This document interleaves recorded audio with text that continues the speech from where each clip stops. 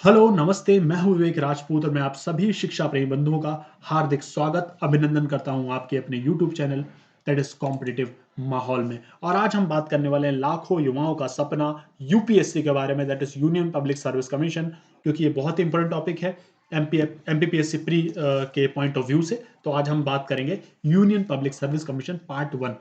Part 1 इसलिए दोस्तों क्योंकि इसको मैं पूरा कंप्लीट वीडियो एक ही वीडियो में पूरा कंप्लीट कर सकता था यूपीएससी को, लेकिन जो अगर मैं पूरी कंप्लीट वीडियो उसकी बनाता तो वीडियो काफ़ी लंबी हो जाती और लंबी वीडियो देखने में काफ़ी सारे विद्यार्थी जो हैं वो बहुत हिचकिचाते हैं, है ना? उनको बोरियत फील हो जाती है, इतना लंबा वीडियो नहीं देख पाते वो। तो मैं उन्हीं की सहूलियत के लिए इसको 2 हिस्सों में बाँट रहा हूँ। पार्ट 1 में हम बात करेंगे इसके इंट्रोडक्शन की, कि किस तरीके से इसका इतिहास रहा, किस तरीके से जन्म हुआ इसका और ब्रिटिश काल में क्या व्यवस्थाएँ थी परीक्षाओं की। और पार्ट 2 में हम बात करेंगे, जो पार्ट 2 जो मैं आपको कल पेशे खिदमत करने वाला हूँ। कल मैं पेशे खिदमत करूँगा आपको part 2 union public service commission से रिलेटेड। तो उसमें हम बात करेंगे कि संविधान में कौन-कौन से अनुच्छेदों में क्या-क्या उल्लेख किया गया है यूपीएससी के बारे में और कितने सदस्य हैं, मतलब टोटल ओवरऑल वर्तमान स्वरूप की हम बात करेंगे पार्ट 2 में यूपीएससी के, है ना? अभी हम जो है ब्रिटिश काल में किस तरीके से यूपीएससी काम करता था उस बारे में आज हम बात करेंगे इस वीडियो में। तो अगर आप वीडियो में आ ही गए हैं तो मेरी एक ही रिक्वेस्ट होती है हमेशा आपसे कि आप वीडियो को पूरा देखें, फिर लाइक शेयर सब्सक्राइब आपके हाथ में है, डिसलाइक करना है डिसलाइक भी कर दिए, कोई बात नहीं, लेकिन पूरा वीडियो देखें, है ना? पढ़ाने का मौका दें मुझे। तो चलिए बिना किसी देरी करे हुए हम वीडियो में आगे बढ़ते हैं। तो आज हम बात करने वाले हैं संघ लोक सेवा आयोग का इतिहास, हिस्ट्री जानेंगे किस तरीके से जन्म हुआ। तो देखिए, जो इसके एग्जाम्स होते थे वो ब्रिटिश काल से ही चले आ रहे हैं ना। ब्रिटिश काल में भी जो लोक सेवा आयोग कह ले या लोक सेवकों का चयन जो है ब्रिटिश काल से ही होता आ रहा है ना? और इसके जन्मदाता कौन है इस सर्विस के? वो हैं लॉर्ड कॉर्नवेलिस। ठीक है, इसको कौन नहीं जानता। ये गवर्नर जनरल रहे हैं बंगाल के और 1793 में इनके द्वारा कॉर्नवालिस कोड लाया गया था। कॉर्नवालिस कोड लाया गया था 1793 में, है ना? हाँ, तो इनको लॉर्ड कॉर्नवालिस को भारत में सिविल सेवा का जन्मदाता कहा जाता है, मतलब फादर ऑफ सिविल सर्विस इन्हें कहा जाता है, लॉर्ड कॉर्नवालिस को। तो इस व्यक्ति को जरूर आप याद रखें, बहुत ही इंपॉर्टेंट पर्सन है ना?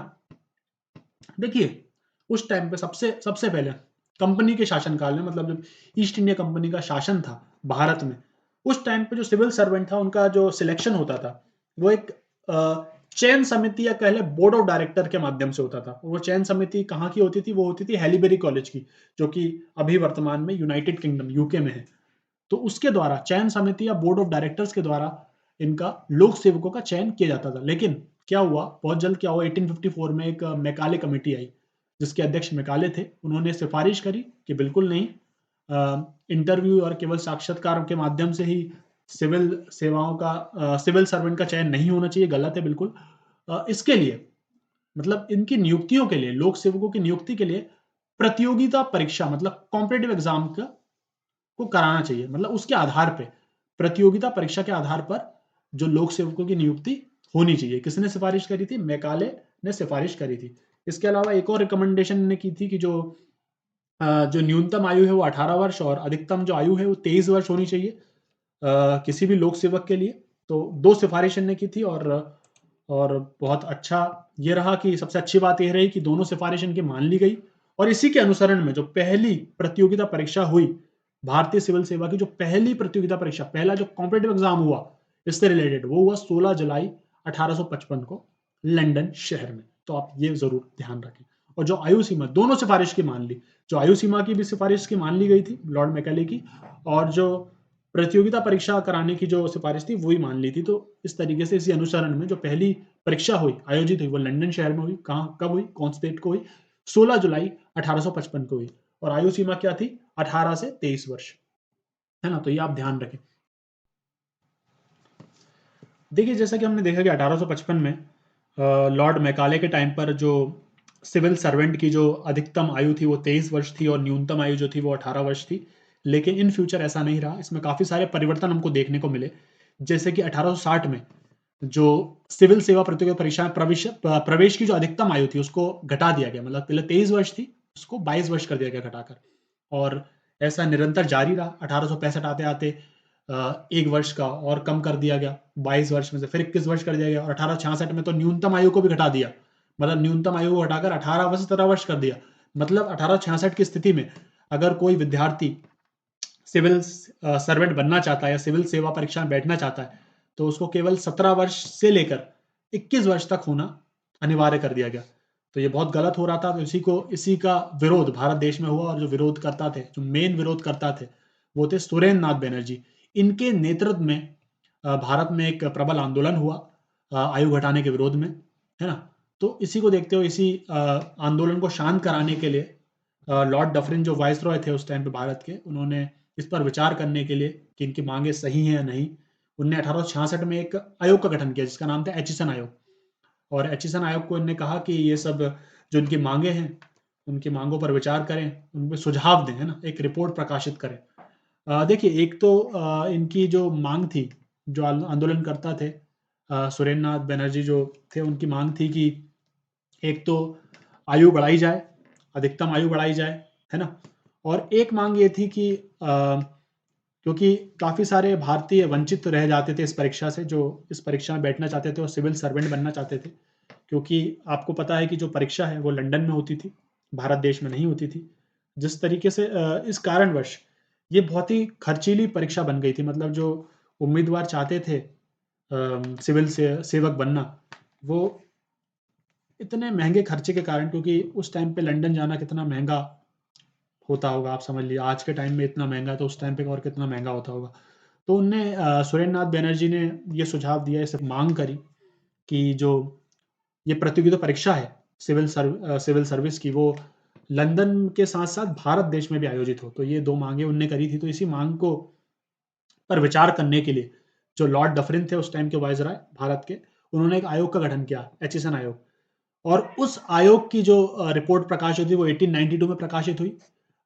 उस रिपोर्ट में कहा गया कि उस रिपोर्ट में जो मांग रखी गई थी, एक मांग कि इंग्लैंड और भारत में एक साथ परीक्षा होनी चाहिए, उसका तो विरोध करा, उसका विरोध किया गया। लेकिन एक बात, एक सिफारिश जो थी सुरेंद्र नाथ बनर्जी की, उसको मान लिया गया कि जो परीक्षा में बैठने की न्यूनतम आयु जो बढ़ा दी गई, मतलब न्यूनतम आयु 18 वर्ष कर दी गई इस तरह से, और अधिकतम आयु जो कर दी गई वो 23 वर्ष कर दी। मतलब एक हिसाब से जीती हुई इस आंदोलन की। लेकिन एक मांग नहीं मानी गई। लेकिन जो सबसे बड़ा परिवर्तन हुआ, जो मील का पत्थर साबित हुआ इसमें, वो हुआ इस्लिंगटन आयोग से। फिर एक इस्लिंगटन आयोग बना। तो इस्लिंगटन आयोग ने अपनी रिपोर्ट में जो कहा गया, उसको देख के काफी भारतीय बहुत खुश हुए होंगे उस टाइम पे। उन्होंने कहा उस रिपोर्ट में, इस्लिंगटन आयोग की एक रिपोर्ट में कहा गया कि जो सिविल सेवा परीक्षा जो होनी चाहिए भारत और इंग्लैंड में एक साथ होनी चाहिए। तो इसका सुझाव उन्होंने दिया। किसने? इस्लिंगटन आयोग ने। तो इस बात को आप ध्यान रखें। इस्लिंगटन आयोग ने क्या सुझाव दिया कि जो सिविल सेवा परीक्षा होनी चाहिए वो भारत और इंग्लैंड में एक साथ होनी चाहिए, है ना। बात समझ में आ रही? और इसी के अनुसरण में एक अधिनियम आपने सुना होगा, या आपके एमपीपीएससी प्री के टॉपिक में भी है, सिलेबस में भी है, भारत शासन अधिनियम। इसको मॉन्टेग्यू चेम्सफोर्ड भी कहा जाता है 1990, क्योंकि चेम्सफोर्ड उस टाइम पे हमारे भारत के वाइस रॉय थे, है ना, 1916 में बने थे। तो भारत शासन अधिनियम में भी, इस अधिनियम के अंतर्गत भी जो सिविल सेवा परीक्षा एक साथ इंग्लैंड और भारत में लेने का निर्णय लिया गया। मतलब किसके सुझाव को मान लिया? इस्लिंगटन आयोग का सुझाव था वो भारत शासन अधिनियम ने माना, और भारत शासन अधिनियम के अंतर्गत जो सिविल सेवा परीक्षा है वो एक साथ इंग्लैंड और भारत में लेने का निर्णय ले लिया गया। और यही नहीं, मतलब निर्णय तो लिया गया, ये तो था ही, लेकिन एक और बात है, सोने पे सुहागा हो गया। मतलब क्या? कि जो सिविल सेवा में जो भारतीयों की संख्या थी वो बढ़ा दी गई, है ना। कितनी कर दी गई? वो कर दी गई, सिविल सेवा के उच्च पदों में से 1/3 पदों पर भारतीयों को नियुक्त करने का निर्णय लिया गया। मतलब जो टोटल पद थे, कुल पद थे उस टाइम पर, उसमें से 1/3 पद जो है वो भारतीयों के लिए आरक्षित करे गए। तो दो खुशखबरी की बात आई। और कौन सा अधिनियम लेके आया? भारत शासन अधिनियम 1919, जिसको मॉन्टेग्यू चेम्सफोर्ड भी हम कहते हैं, उसके नाम से भी जानते हैं। और इसी के अनुसरण में पहली बार सिविल सेवा की परीक्षा एक साथ लंदन और इलाहाबाद में हुई। और कब हुई? वो 1922 में हुई। तो आप इस बात को ध्यान रखें। पहली बार परीक्षा कब हुई भारत में? वो 1922 में हुई, एक साथ हुई लंदन और कहाँ हुई, किस शहर में हुई? इलाहाबाद शहर में हुई।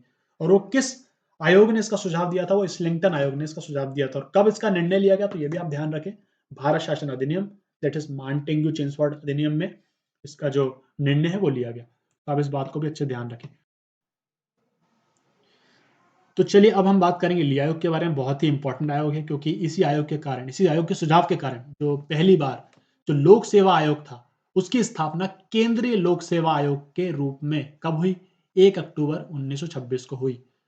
मतलब जो हमें एक स्वरूप, जो पुराना स्वरूप था यूपीएससी का, वो मिल चुका था ली आयोग के कारण। किस नाम से हम जानते थे? केंद्रीय लोक सेवा आयोग के नाम से हम जानते थे, जिसका गठन हुआ था 1 अक्टूबर 1926 में, है ना। तो और केंद्रीय लोक सेवा आयोग में कितने सदस्य थे वो भी आप ध्यान रखें। एक उसमें अध्यक्ष था और 4 अन्य सदस्य थे, मतलब टोटल 5 सदस्य केंद्रीय लोक सेवा आयोग में थे, जिसका गठन हुआ था 1 अक्टूबर 1926 को। और यह भी याद रखें, इसका गठन किसके सुझाव पर हुआ था? ली आयोग के सुझाव पर हुआ था। और जो प्रथम अध्यक्ष थे, इसके चेयरमैन जो थे केंद्रीय लोक सेवा आयोग के, वो थे सर रॉस बारकर। तो इनको भी आप अच्छे से याद रखें। ये फोटो आपको दिख रहा होगा राइट हैंड साइड पर, सर रॉस बारकर। आजादी के बाद की स्थिति, मतलब जो केंद्रीय लोक सेवा आयोग जो बना था ली आयोग की अनुशंसा पर, उसको अब किस नाम से जाना जाता है? तो हम जैसे सब जानते हैं कि 26 जनवरी 1950 को हमारे देश में, हमारे देश का संविधान, कॉन्स्टिट्यूशन लागू हुआ था, और उसी के साथ जो केंद्रीय लोक सेवा आयोग जो था, अब वो बन गया UPSC, that is union public service commission, संघीय लोक सेवा आयोग। और जो इसका हेडक्वार्टर है, कार्यालय है, वो नई दिल्ली में शाहजहां रोड पर स्थित है। तो इसको भी आप याद रखें, हेडक्वार्टर नई दिल्ली, है ना। और जो पहले भारतीय और या एक एवं स्वतंत्र भारत के प्रथम अध्यक्ष, या तो पहले भारतीय अध्यक्ष भी एच के कृपलानी थे, और स्वतंत्र भारत के पहले अध्यक्ष भी एच के कृपलानी थे। तो उनको याद करें, बहुत इंपॉर्टेंट व्यक्ति है।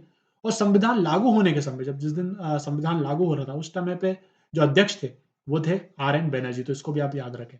उसके बाद प्रथम महिला अध्यक्ष, ये भी बहुत इंपॉर्टेंट, इनको याद रखें, रॉस बिलियन मैथ्यू, जो है हमारे यूपीएससी की पहली वुमेन चेयरमैन है, रॉस बिलियन मैथ्यू। तो इन सबको आप याद रखें। तो ठीक है, आज की वीडियो के लिए केवल इतना ही। और यहाँ तक वीडियो देखने के लिए, पूरी वीडियो देखने के लिए बहुत बहुत धन्यवाद। तो चलिए हम आगे मिलेंगे, हम यूपीएससी के पार्ट 2 में, जिसमें हम बात करेंगे संविधान में क्या क्या प्रावधान किए गए हैं इससे रिलेटेड, उसके बारे में हम चर्चा करेंगे। तो बहुत बहुत धन्यवाद, बहुत बहुत शुक्रिया। भारत माता की जय।